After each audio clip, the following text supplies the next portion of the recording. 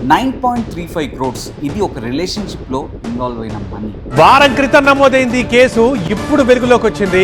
ఇది లవ్ స్టోరీయా లేక స్కామా? ఈ స్టోరీలో ట్విస్ట్ల మీద ట్విస్ట్లు ఉన్నాయి, చాలా లేయర్స్ ఉన్నాయి అండ్ 3 డిఫరెంట్ వర్షన్స్ ఉన్నాయి. Ashu Reddy is innocent. పెళ్లి పేరుతో నమ్మించి కోట్ల రూపాయలను వసూలు చేసింది. ఒకటి కంప్లైంట్ సైడ్, ఒకటి అషు సైడ్, ఇంకొకటి వాళ్ళ ఫ్యామిలీ సైడ్.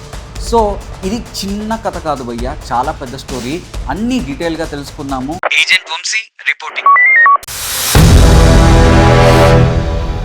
మొన్నటిదాకా ఎక్స్క్లూజివ్ ఇన్స్టా సబ్స్క్రిప్షన్స్ వీడియోతో వైరల్ అయ్యి హెడ్లైన్స్తో ఉన్న అశురెడ్డి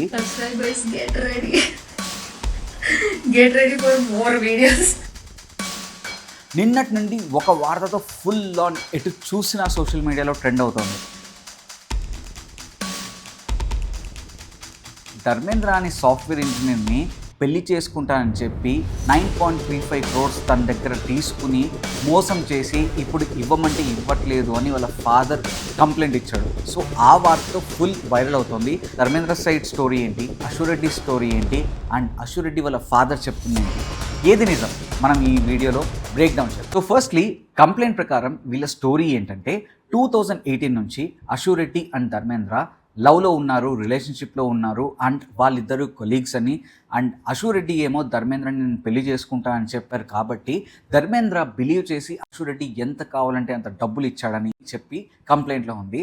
కంప్లైంట్లో ఫస్ట్ మేజర్ అలిగేషన్ ఏంటంటే ధర్మేంద్రని పెళ్లి చేసుకుంటానని చెప్పి మోసం చేసి ఇప్పుడు అడిగితే నేను చేసుకోను అని చెప్పింది అని వాళ్ళ మేజర్ కంప్లైంట్. అసలు major controversy and major issue ఎక్కడ వచ్చిందంటే financial allegations. So basically Dharmendra and Ashu Reddy alias Ashwini Reddy, Ashu Reddy full name Ashwini Reddy అంట, నాకు నిన్ననే తెలిసింది ఈ వార్త వల్ల. వాళ్ళు 2018 నుంచి రిలేషన్షిప్లో ఉన్నారంట. సో కంప్లైంట్ ప్రకారం ఏముందంటే అశురెడ్డి కోసం ఇనీషియల్గా చిన్న చిన్న అమౌంట్స్ ఖర్చు పెట్టేవాడు. ఆబ్వియస్లీ రిలేషన్షిప్లో ఉన్న తర్వాత ఎవరైనా ఖర్చు పెడతారు. అండ్ రాను పెద్ద పెద్ద నంబర్స్ వరకు వెళ్ళింది. ఆ నంబర్స్ని వింటే మీరు షాక్ అయిపోతారు. Crazy numbers. ఒరే రిలేషన్షిప్లో ఒక అమ్మాయి నమ్మి ఇంత డబ్బు ఎవడన్నా పెడతాడా, నీకు ఏమైనా బుర్ర ఉందారా అని మనమే ఆశ్చర్యపోయి ఇంత నంబర్. కంప్లైంట్ ప్రకారం ఏంటంటే 6.91 crores, అక్షరాల 6,91,00,000 అశురెడ్డి ధర్మేంద్ర నుండి ఆన్లైన్ ట్రాన్సాక్షన్స్ నుంచి కానీ క్యాష్ రూపంలో కానీ తీసుకుంది అని కంప్లైంట్లో ఉంది.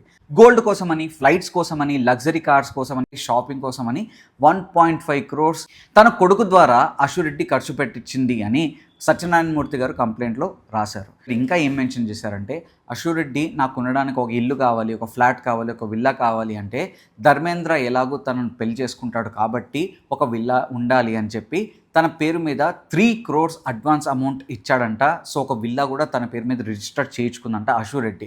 దీనిలో క్రేజియస్ట్ ట్విస్ట్ ఏంటంటే భయ్య, అశురెడ్డితో పాటు వాళ్ళ అక్కైన దివ్యారెడ్డి కూడా ధర్మేంద్రతో 50 lakhs తీసుకుందంట.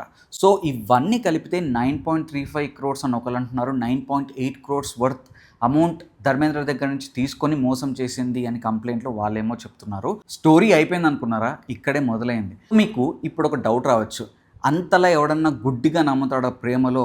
9.35 కోట్లు ఎవడన్నా ఒక అమ్మాయిని నమ్మి పెడతాడా అంటే అబ్బాయి వర్షన్ ఏంటంటే ఆ అమ్మాయి నన్ను పెళ్లి చేసుకుంటా అని చెప్పింది, వేణుస్వామితో జాతకాలు కూడా చూపించాము, కానీ తర్వాత కుదరదు పెళ్లి చేసుకోమని చెప్పింది. సో కుదరదు అని చెప్పినప్పుడు వాళ్ళు ఏమన్నారంట అంటే సరే ఐదర్ పెళ్ళైనా చేసుకోండి లేకపోతే డబ్బులన్నా తిరిగి ఇవ్వండి అంటే అశురెడ్డి వాళ్ళ అమ్మ అశురెడ్డి ఏమన్నారంట అంటే సరే మేము పెళ్లి చేసుకుంటాము అని చెప్పారంట. సో వాళ్ళు కూడా పెళ్లి చేసుకుంటారులే అని ఆగిపోయిన తర్వాత సెకండ్ టైం కూడా వాళ్ళని నమ్మించి మోసం చేశారంట. సో సెకండ్ టైం కూడా పెళ్లి చేసుకుంటా అని చెప్పి నమ్మించి మోసం చేశారు కాబట్టే ధర్మేంద్ర వాళ్ళ ఫాదర్ సత్యనారాయణ మూర్తి గారు CCSలో కంప్లైంట్ రేజ్ చేశారు. ఇది నిన్న కాదు, 1 week ముందు. కానీ నిన్నటి నుండి ఈ వార్త ట్రెండింగ్లో ఉంది. కంప్లైంట్లో ఇంకొక పాయింట్ ఏం మెన్షన్ చేశారంటే అశురెడ్డి అండ్ వాళ్ళ బాయ్ ఫ్రెండ్ జయంత్ కలిసి ఈ డ్రామాలన్నీ వేస్తున్నారు, వాళ్ళిద్దరూ కలిసి ఈ స్కామ్ అంతా చేస్తున్నారు, వాళ్ళిద్దరు కలిసి ఈ మోసాలన్నీ చేస్తున్నారు అనేది కూడా మెన్షన్ చేశారంట. బేసికలీ ఇప్పుడు అశురెడ్డి వర్షన్కి వస్తే అశురెడ్డి నిన్న ఒక ఇన్స్టా స్టోరీ పెట్టింది. నా కన్సెంట్ లేకుండా ఎవరన్నా ఇన్ఫర్మేషన్ని రాంగ్గా స్ప్రెడ్ చేసినా, ఫేక్ అలిగేషన్స్ వేసినా, fake information false news spread చేసినా వాళ్ళ మీద లీగల్ యాక్షన్ తీసుకుంటాను అని అశురెడ్డి చెప్పింది. అండ్ వాళ్ళ నాన్నగారితో మాట్లాడినప్పుడు నాన్న నేనేమీ తప్పు చేయలేదు, ప్రస్తుతానికి నేను హైదరాబాద్లో లేను, నేను హైదరాబాద్కి వెళ్ళాక ప్రెస్ మీట్కి అటెండ్ అవుతాను, నువ్వు కూడా నాతో పాటు జాయిన్ అవ్వు అని చెప్పిందంట. ఇది అశురెడ్డి వర్షన్. సో అశురెడ్డి ఏమో నేను అమాయకురాలని, నేను ఏ తప్పు చేయలేదు అని తనైతే చెబుతోంది. కానీ the major twist comes here. Dharmendra నిన్న బ్యాంక్ స్టేట్మెంట్స్ రిలీజ్ చేశాడు. దాంట్లో ట్రాన్సాక్షన్స్ మీరు గనక చూస్తే ధర్మేంద్ర అశ్విని రెడ్డికి అలియాస్ అశ్విరెడ్డికి చేసిన ట్రాన్సాక్షన్స్ తిమ్మ తిరిగిపోతాయి. లక్షల్లోనే ఉన్నాయి భయ్య, లక్షల నుంచి కోట్ల వరకు ట్రాన్సాక్షన్స్ చేశాడు. ధర్మేంద్ర రిలీజ్ చేసిన బ్యాంక్ స్టేట్మెంట్స్లో అశ్విని రెడ్డికి ఎంతెంత మనీ ట్రాన్స్ఫర్ చేశాడు, ఏ డేట్లో ట్రాన్స్ఫర్ చేశాడు, దేనికోసం ట్రాన్స్ఫర్ చేశాడు అని కూడా మెన్షన్ చేస్తున్నాయి. దాంట్లో లాక్స్ నుంచి క్రోర్స్ వరకు వాళ్ళు ట్రాన్సాక్షన్ చేసిన మనీ అయితే చూపిస్తున్నారు వాళ్ళు రుజువుగా, ప్రూఫ్గా. కానీ ట్విస్ట్ ఏంటంటే అశ్విరెడ్డి చెప్పిన మాటలకి అక్కడ చూసిన బ్యాంక్ స్టేట్మెంట్స్కి అసలు సంబంధం లేదు. ధర్మేంద్ర రిలీజ్ చేసిన బ్యాంక్ స్టేట్మెంట్స్లో అశ్విని రెడ్డికి ఎంతెంత మనీ ట్రాన్స్ఫర్ చేశాడు, ఏ డేట్లో ట్రాన్స్ఫర్ చేశాడు, దేనికోసం ట్రాన్స్ఫర్ చేశాడు అని కూడా మెన్షన్ చేస్తున్నాయి. ఇప్పుడు మనం 2 sides ఆఫ్ ద స్టోరీ చూసాం. The third side and the major side of the story అసలు తెలుసుకోబోతున్నాం ఇప్పుడు. అది అశ్విరెడ్డి వాళ్ళ ఫాదర్ స్టోరీ.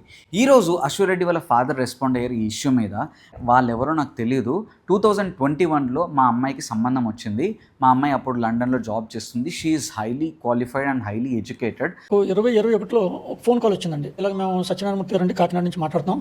అలా జాబ్ చేస్తున్నప్పుడు ఇలా కాకినాడ అంట వాళ్ళ అబ్బాయి వాళ్ళది సంబంధం వచ్చింది.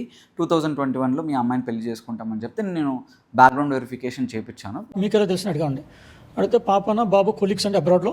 బ్యాక్గ్రౌండ్ వెరిఫికేషన్ చేపిస్తే ఆ అబ్బాయి వాళ్ళ ఫాదర్ ఏమో ఢిల్లీ ఫినాన్స్ చేస్తాడంట. సో వెరిఫికేషన్లో నాకు తెలిసిన నిజం ఏంటంటే ఆ అబ్బాయి వాళ్ళ ఫాదర్ మీద కాల్ మనీ కేస్ రిజిస్టర్ అయ్యింది అండ్ కాల్ మనీ కేసులో వాళ్ళ ఫాదర్ ఇన్వాల్వ్ అయ్యాడు. అబ్బాయి వాళ్ళ ఫాదర్ ఎలాగో ఇక్కడ ఉంటాడు, అబ్బాయికి వీళ్ళ ఫాదర్కి ఏం సంబంధం ఉంటుంది, సరేలే అబ్బాయి గురించి తెలుసుకుందామని బ్యాక్గ్రౌండ్ వెరిఫికేషన్ తన మీద కూడా చేపిస్తే అసలు నిజం తెలిసింది ఏంటంటే ఆ అబ్బాయికి పెళ్ళి అయిపోయిందంట. కానీ పెళ్ళి అయిపోయినా డైవర్స్ తీసుకోవడానికి రెడీగా ఉన్నాడు. డైవర్స్కి అప్లై చేశారు.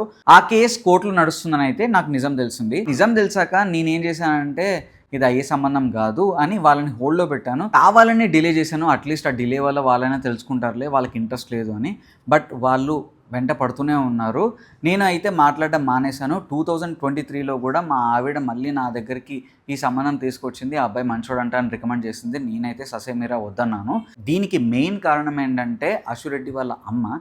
ఎందుకంటే ఆ అబ్బాయిని మేము వద్దన్నా కూడా మళ్ళీ ఆ అబ్బాయిని ఎంటర్టైన్ చేయడం, ఎంకరేజ్ చేయడం, వీటన్నిటికీ దారి తీసింది.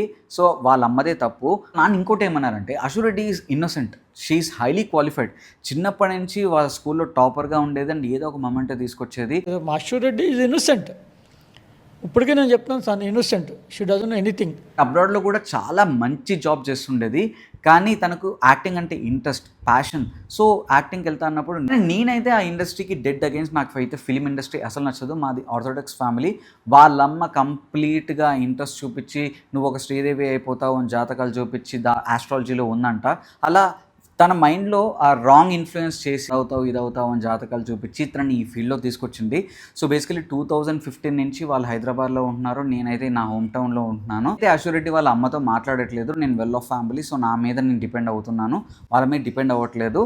అండ్ అశ్విరెడ్డి నాతో చాలా బాగుంటుంది, మాట్లాడుతూ ఉంటుంది, ఇది నాన్న అది నాన్న అని చెప్తుంటుంది. కానీ ఈ మ్యాటర్ అయితే నాకు ఇప్పటివరకు చెప్పలేదు. ఈ మ్యాటర్లో ఇంత ఫినాన్షియల్ ట్రాన్సాక్షన్స్ జరిగాయి, ఆ అబ్బాయితో మాట్లాడుతుంది, ఈ బ్యాక్ అండ్ స్టోరీ అయితే నాకు తెలియదు. చెప్పింటే నేనైతే కాదనేవాడిని. అసలు వాళ్ళ అమ్మదే తప్పు. ఆబ్వియస్లీ ఆ సంబంధంని క్యాన్సిల్ చేసుకున్నప్పుడు కూడా నేనేమనుకున్నా తనతో టచ్లో ఉంటే ఓకే, నార్మల్గా మాట్లాడుతుందేమో, ఫ్రెండ్లీగా ఉంటున్నారేమో అనుకున్నా. కానీ ఆ ఇష్యూ ఇక్కడ దాకా దారి తీస్తుందని నేనైతే అనుకోలేదు. నేను చెప్పినా కూడా వాళ్ళు వినలేదు. ఇంత జరిగిన వరకు తీసుకొచ్చారంటే మరి అంటే వాళ్ళ తల్లిని బ్లేమ్ చేయాలి. అశ్విరెడ్డి అయితే అమాయకురాలు, తనకి ఏమీ తెలియదు. నేను పొద్దున మాట్లాడినప్పుడు కూడా తను ఏమన్నదంటే నాన్న నేనేమీ తప్పు చేయలేదు, నేను ప్రెస్ మీట్కి అటెండ్ అవుతున్నానని చెప్పింది.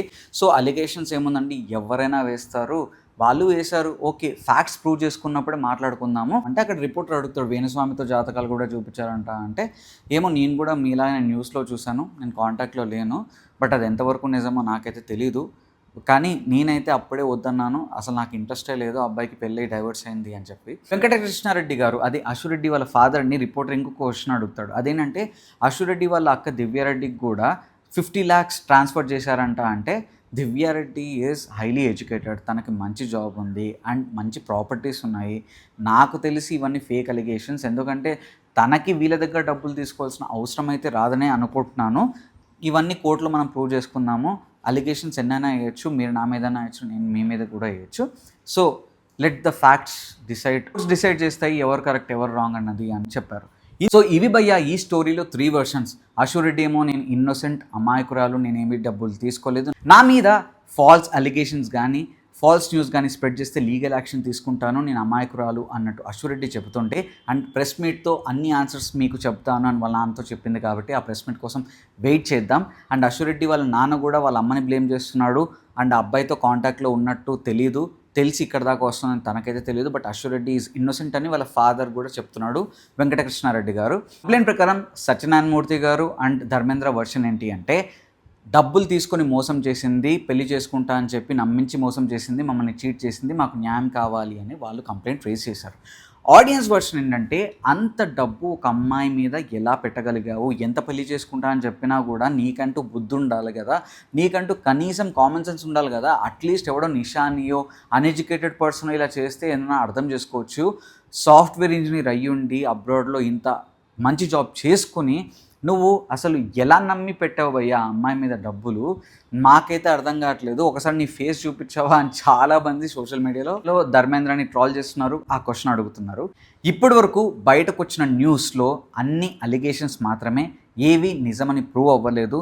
బ్యాంక్ స్టేట్మెంట్స్ ప్రకారం చూస్తే ఒకళ్ళు కరెక్ట్ అనిపిస్తుంది, కానీ వీళ్ళ నాన్న మాట్లాడిన దాని ప్రకారం వీళ్ళు కరెక్ట్ అనిపిస్తుంది. సో ఏది నిజం, అశ్వరెడ్డి కరెక్టా ధర్మేంద్ర కరెక్టా అనేది మనకు ఒక 1-2 డేస్లో అయితే నిజమైతే బయటకు తెలుస్తుంది. ఇంతకీ దీనిపై మీ స్పందన ఏంటి? 9.35 crores ఆ అబ్బాయి ఎలా నమ్మి అశ్వరెడ్డికి ట్రాన్స్ఫర్ చేశాడు అని మీరు అనుకుంటున్నారు? అండ్ అశ్వరెడ్డి ఇన్నోసెంటా గిల్టీయా అన్నది మీరు కామెంట్ సెక్షన్లో మెన్షన్ చేయండి. అండ్ ఇలాంటి ఎంగేజింగ్ కంటెంట్తో, కాంట్రవర్సీ వీడియోస్తో అండ్ మరింత ఎంటర్టైనింగ్ కంటెంట్తో మీ ముందుకు వస్తాను. అంతవరకు సెలవు, సైనింగ్ ఆఫ్. మీరు కనుక ఈ ఛానల్ని సబ్స్క్రైబ్ చేసుకోకపోతే please do like, share and subscribe the Vamsi talks.